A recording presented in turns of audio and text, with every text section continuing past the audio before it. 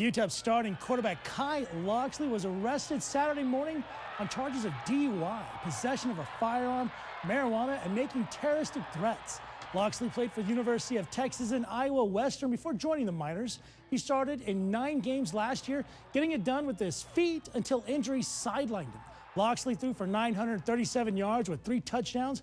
He rushed for 340 yards and 6 touchdowns.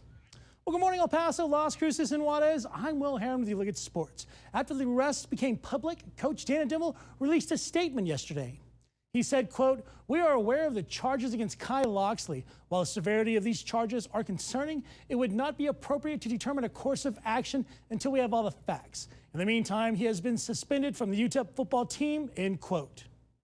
Well, the El Paso Locomotive has been running over teams that have gotten in their way this season. How would they handle the LA Galaxy 2 last night?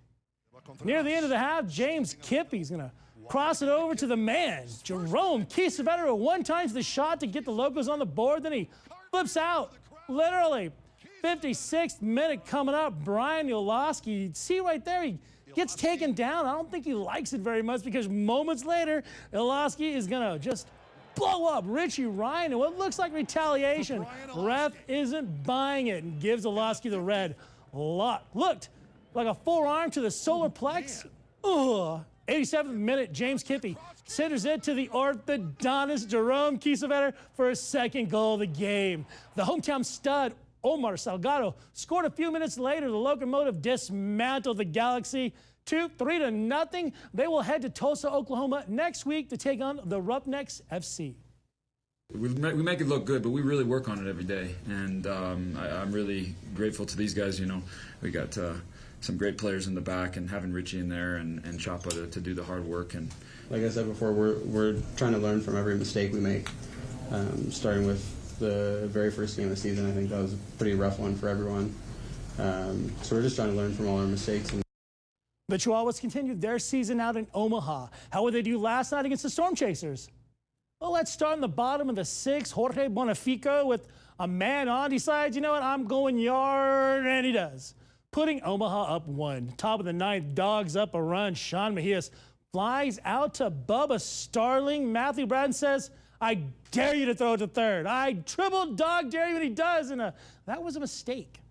The Pooch is still up 1 when Bonifico says adios to this offering. He ties the game up. Humberto Ortega would double in the bottom of the 9th, bringing in Brett Phillips for the win. The Perros were no bueno last night, dropping this one 7-6. They continue their series today at 105. And with no Triple Crown up for grabs, who would make some noise at the 151st Belmont Stakes? Let's head out to the last straightaway of the race. Jovia in first place, but seems to slip away to Sir Winston, who charges from the pack to take the lead. Right behind Winston is Technis in second place, followed by Jovia, who could not hold on. Through all the negative yesterday, UTEP football still held their high school camp. Athletes came from all over Texas. Coaches were on hand to work speed, agility, and see what talent is out there. Some players were looking to improve their game and maybe break some of those bad habits they picked up along the way. This was a good opportunity for coaches to see what some of these recruits can do. Yes, sir. You can definitely see the coaches are proud of what they've got going here, and the program's going in the right direction. It's good to be out here. You couldn't see it like this unless you were here. I'm basically here to just clean up my mechanics, fix my throwing, my decision making, and that'll be it.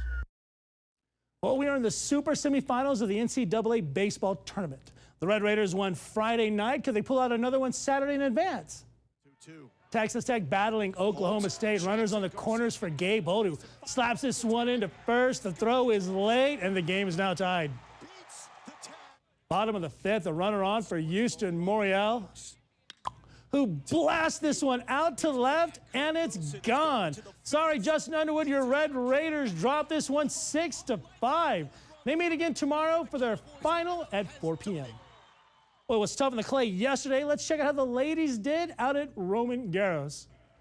Marquita Venderosa taking on Ashley Barty in the 2019 Women's French Open Finals. Set point for Barty here, who just finishes off Vondrousova with a strong forehand return. Championship point for Barty.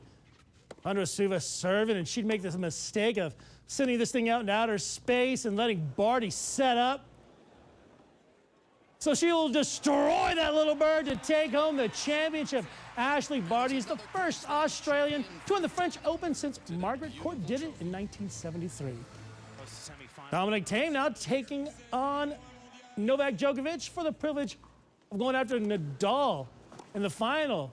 Thiem up 6-5 after a short rally. Thiem finishes the point with the forehand. Boom. After a rain delay, we'll head up to match point. Thiem 6-5. Crushes the forehand winner to claim the match. Not sure how happy I'd be knowing I had to take on Nadal today, but, you know, good stuff. Before I let you go, I had to tell you yesterday was the 10th anniversary of the Socorro Bulldogs winning the state title. This year, South Lake Carroll beat Ridgepoint 17-0 to be the back-to-back state champs. And that's all I have for you. You'll have yourselves a fantastic rest of your day.